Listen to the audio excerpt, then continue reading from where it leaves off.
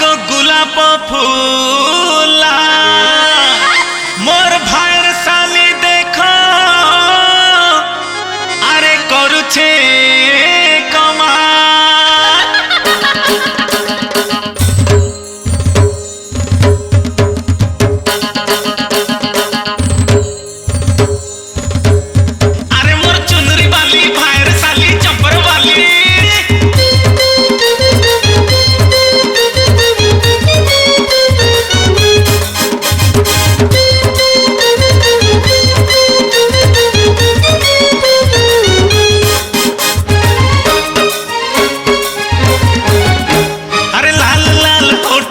चिकनी चिकनी गाला लाल लाल होट तोरो चिकनी चिकनी गाला कंफ्यूज हे उछे मुई के न कर मी गेला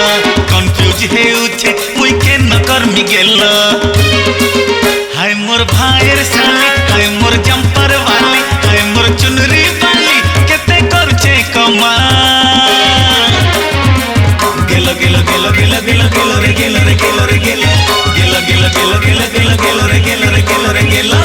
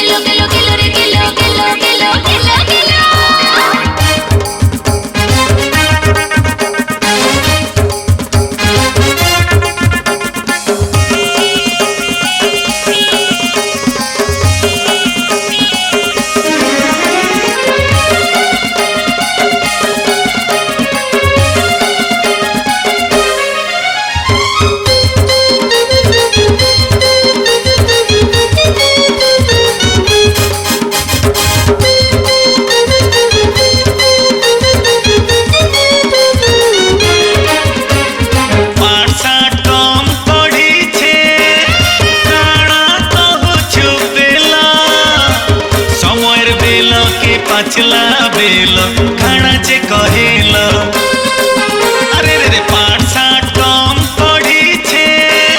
काना कहू छु बेला समयर बेल के पाचला बेल खाना चे कहेला काना को जानी नहीं पारो छो काई काना को जानी नहीं पारो छो काई जानी नहीं पारो छो काना जानी नहीं पारो छो काई को जानी नहीं पारो छो क्लास बेल हे उछे मोरो जानी